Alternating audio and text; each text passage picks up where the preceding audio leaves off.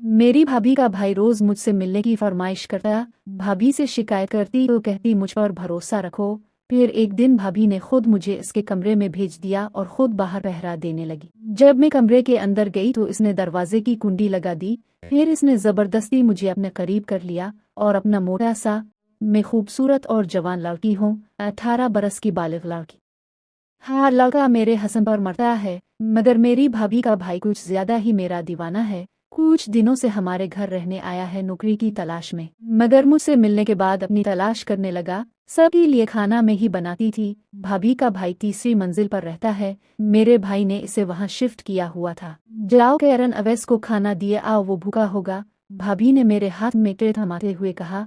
जी भाभी कहकर मैं ऊपर चली गई। मैं अवैस की कमरे में जाने से डर रही थी क्योंकि वो मुझसे तन्हाई में मिलने की फरमाइश करता था और मैं इसकी वो फरमाइश पूरी नहीं कर सकती थी। बहरहाल अपने दिल पर काबू पाकर मैं कमरे में दाखिल हो गई। अवैस पंखे के नीचे बैठा हुआ था। मुझे देखकर फौरन खड़ा हो गया और खुशगवार अंदाज में बोला, मैं तुम्हारा ही इंतजार कर रहा था। आओ मेरे पास आओ, बैठो, हम दोनों बातें करते हैं और फिर बातों ही बातों में तुम्हारा मूड हुआ तो वो भी कर लेंगे। मैं तुम्हें खाना देने आई हूँ, चुप करके खा लो।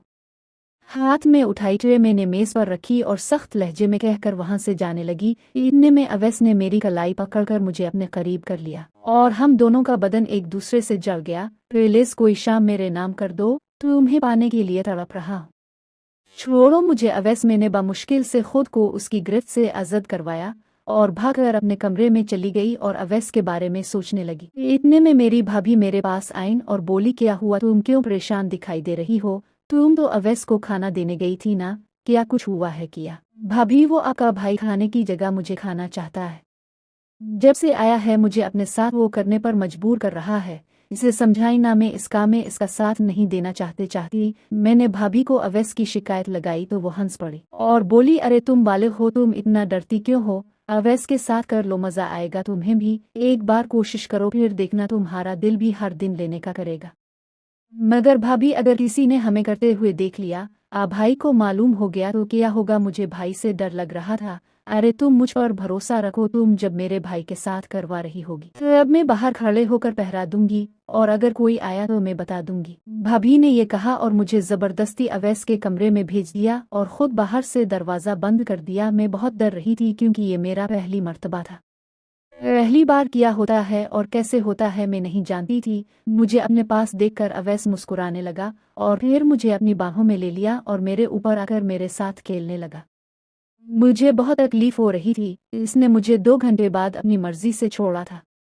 मेरी हालत बहुत खराब हो गई थी और ठीक से चला भी नहीं जा रहा था। आवाजें बंद होने पर भाभी समझ गई थी कि हम खत्म कर चुके हैं। तभी भाभी दरवाजा खोलकर अंदर आईं और मुझे पकड़कर मेरे कमरे में ले आईं और मुझसे पूछने लगी, मजा आया ना मीना? मीना कहती थी कि एक बार करो फिर देखना कितना एंजॉय करोगी। मगर भाभी, आपके भाई ने मेरे साथ बहुत ज्यादा किया है, मुझे बहुत तकलीफ हो रही है, अब मैं दोबारा नहीं करवाऊंगी। तो भाभी मुझसे कहने लगी, अच्छा ये बताओ कि तुम्हें मज़ा आया या नहीं? भाभी ने सवाल किया। हाँ मुझे मज़ा आया था, मैंने सच बताते हुए कहा।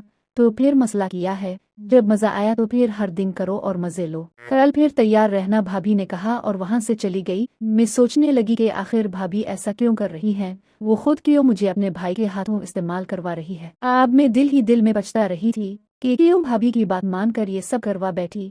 मगर सच तो ये है कि इस काम में मुझे भी बहुत मज़ा आया था। मैं बहुत थक गई थी इसलिए सो गई।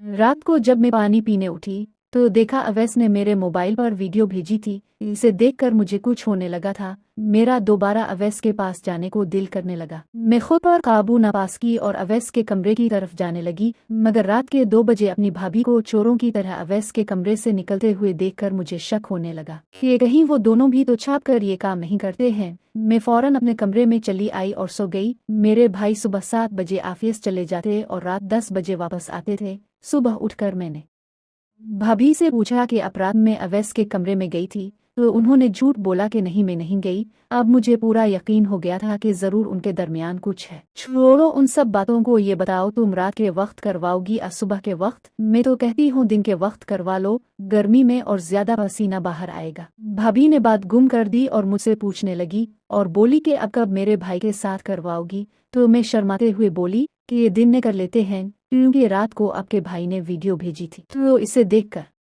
मैं गर्म हो गई थी।